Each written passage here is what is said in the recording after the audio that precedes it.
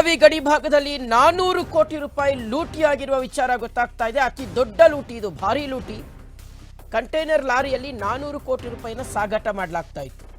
ಗೋವಾ ಮಹಾರಾಷ್ಟ್ರ ಕಂಟೈನರ್ನಲ್ಲಿ 400 ಕೋಟಿ ರೂಪಾಯಿಯನ್ನು ಸಾಗಿಸಲಾಗ್ತಾ ಇತ್ತು. ಹಣ ಸಾಗಿಸ್ತಾ ಇದ್ದಂತಹ 2 ಕಂಟೈನರ್ ಲಾರಿಗಳೇ ನಾಪತ್ತೆಯಾಗಿದೆ. ಖಾನಾಪುರದ ಚೋರ್ಲಾ ಘಾಟ್ನಲ್ಲಿ 2 ಕಂಟೈನರ್ಗಳನ್ನು ಹೈಜಾಕ್ ಮಾಡಿದ್ದಾರೆ.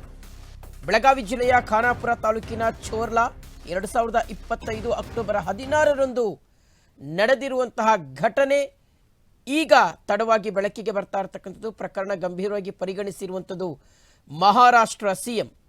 ಪ್ರಕರಣದ ತನಿಖೆಗೆ ಎಸ್ಐಟಿಯನ್ನು ರಚಿಸಿ ಮಹಾರಾಷ್ಟ್ರ ಮುಖ್ಯಮಂತ್ರಿ ದೇವೇಂದ್ರ ಫಡ್ನವೀಸ್ ಅವರು ಆದೇಶವನ್ನು ಹೊರಡಿಸಿದ್ದಾರೆ. ಮಹಾರಾಷ್ಟ್ರ ರಿಯಲ್ ಎಸ್ಟೇಟ್ ಉದ್ಯಮಿ ಕಿಶೋರ್ಗೆ ಸೇರಿರ್ತಕ್ಕಂತಹ ಹಣ ಇದು ಅಂತ ಹೇಳಲಾಗ್ತಾ ಇದೆ. ಸಂದೀಪ್ ಪಾಟೀಲ್ ಅನ್ನುವ ವ್ಯಕ್ತಿಯನ್ನು, ನಾಸಿಕ್ ಮೂಲದ ವ್ಯಕ್ತಿಯನ್ನು ಅಪಹರಣ ಮಾಡಿದ್ರಿಂದ ಈ ಪ್ರಕರಣ ಬೆಳಕಿಗೆ ಬಂದಿದೆ.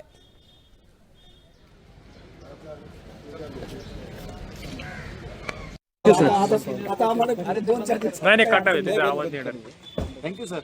Thank you sir. Okay sir. बोले तो निकालो.